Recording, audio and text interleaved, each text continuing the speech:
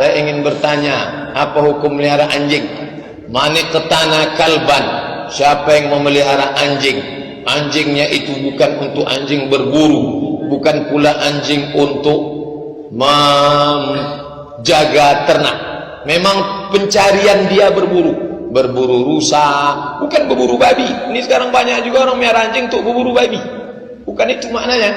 Maka siapa yang berburu untuk mencari makan, anjingnya itu sudah diajar, mukallibin, anjing yang sudah diajar, maka anjingnya itu kalau disuruhnya berhenti, gigit. Tapi kalau disuruhnya berhenti, anjingnya tak berhenti, maka anjing itu tak layak. Orang yang melihara anjing sekarang itu tak ada untuk berburu, tak ada untuk menjaga. Security-nya, ustadz aja mau masuk ke komplek itu ninggalkan KTP. Tiba-tiba ditanya, kamu kok melihara anjing? Untuk jaga rumah. Untuk apa ada security? Maka anjing yang tidak untuk dua ini, anjing itu menyebabkan dua hukuman. Pertama, malaikat rahmat tak masuk. Yang kedua, berkurang setiap satu harinya itu sebesar bukit Uhud. Setiap hari amalnya min sebesar bukit Uhud. Pak Ustadz, saya udah rajin ibadah, pergi pengajian, tapi saya belum bisa menghilangkan nafsu melihat wanita. Gimana caranya? Islam tidak menghilangkan nafsu. Islam menyuruh mengendalikan hawa nafsu. Kalau ada orang mengatakan nafsu saya sudah hilang, justru berbahaya. Nafsu saya kepada perempuan ini sudah hilang Pak Ustaz, berarti berselera nengok laki-laki.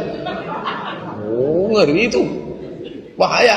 Oleh sebab itu maka kita disuruh menundukkan pandangan, bukan memejamkan. Kalau pejam menabrak, tundukkan. Kemudian jangan pergi ke tempat yang memang di tempat itu banyak orang buka aurat. Ke mall buka aurat, pagi-pagi lari-lari depan itu, menghindar. Tapi kalau ternampak, kamu boleh buat. Bukan nampak, ternampak, tak sengaja. Maka kata Nabi kepada Ali, ya Ali, la tatsbi'in nazratan nazrata. Jangan satu pandangan kau susul dengan pandangan. Kalau sudah pandang sekali, jangan kau susul. Makna jangan kau susul, pandangan pertama laka, yang kedua alaika. Yang pertama itu memanglah untuk engkau, yang kedua sudah menjadi hukuman bagimu. Maknanya kalau nampak tundukkan, bukan nampak tak berkedip. Itu maknanya. Memang ujian mata ini luar biasa. Na'udzubillah.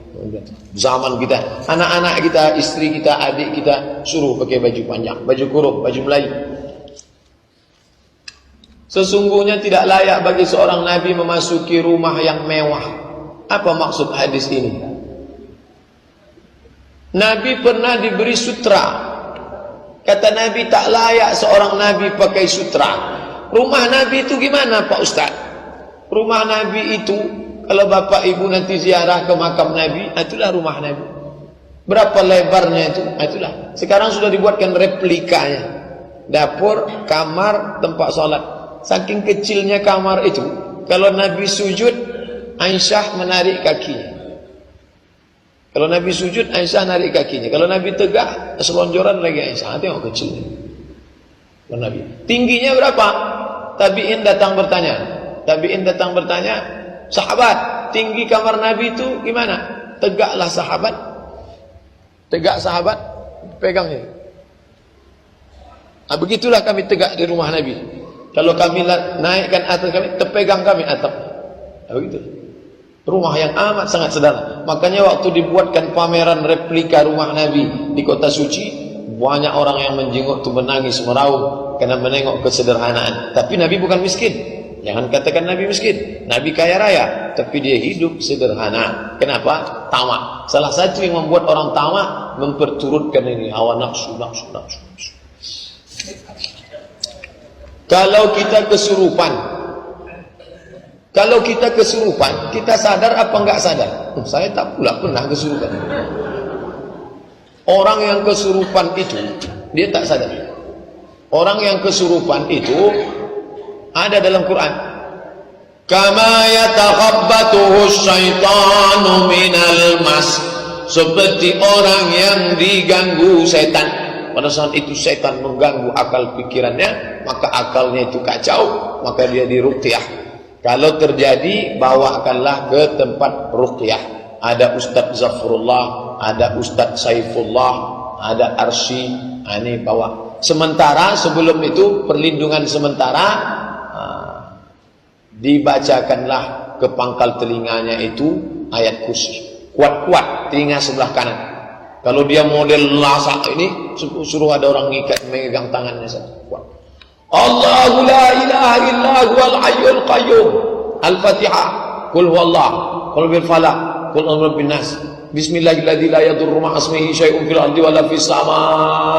A'udzu bikalimatillahi tammati min kulli syaithanin wa hammati wa min kulli 'ainin lammah. Tahlil. La ilaha illallah. La ilaha illallah. Kuat-kuat. Sementara datang ruqyah yang asli. Ini alternatif. Kalau dia tidak mahram kita, musik, lagu-lagu maksiat, matikan. Karena lewat itu dia masuk ke telinga, masuk hati. Patung yang ada di rumah, buang. Lewat itu dia masuk ke dalam.